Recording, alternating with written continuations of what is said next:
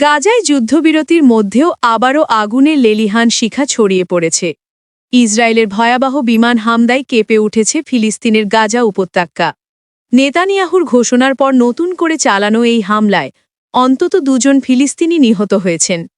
ইসরায়েলের দাবি, ফিলিস্তিনি স্বাধীনতাকামী সংগঠন হামাস প্রথমে ইসরায়েলি বাহিনীর ওপর হামলা চালায়, আর এর জেরেই দেওয়া হয় পাল্টা নির্দেশ, গাজায় শক্তিশালী জবাবি হামলা চালাও।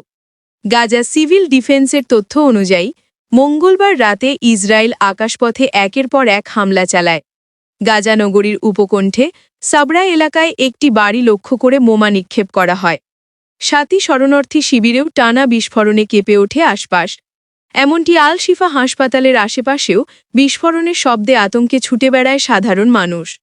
কামানের গোলায় দেইর আল বালা এলাকা পরিণত হয় ধ্বংসস্তূপে। স্তূপের নিচে চাপা পড়ে আছে মানুষের লাশ। কান্নায় ভেঙে পড়েছে অসংখ্য পরিবার। একজন মা চিৎকার করে বলছেন, আমার ছেলেটাকে ফিরিয়ে দাও। একটি শিশু মাটির নিচে খুঁজে ফিরছে তার বাবার হাত। গাজার প্রতিটি কোণে এখন মৃত্যু আর নিঃশব্দ আর্তনাদের প্রতিধ্বনি।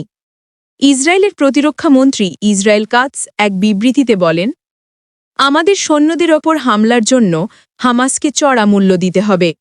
ইসরায়েলের জবাব দেবে সর্বশক্তি দিয়ে। এর কিছুক্ষণের মধ্যেই প্রধানমন্ত্রী বেনিয়ামিন নেতানিয়াহু ঘোষণা দেন, গাজায় অবিলম্বে শক্তিশালী হামলা চালানো হোক। মার্কিন প্রেসিডেন্ট ডোনাল্ড ট্রাম্পের মধ্যস্থতায় গত 10ই অক্টোবর গাজায় যুদ্ধবিরতি কার্যকর হলেও তারপরও থামেনি আগুন, থামেনি মৃত্যু। এই স্বল্প সময়ের মধ্যেই ইসরায়েলের হামলায় নিহত হয়েছেন অন্তত 94 জন ফিলিস্তিনি। আর 2023 সালের 7ই অক্টোবর থেকে শুরু হওয়া সংঘাতে এখন পর্যন্ত প্রাণ হারিয়েছেন 68,527 জনেরও বেশি মানুষ।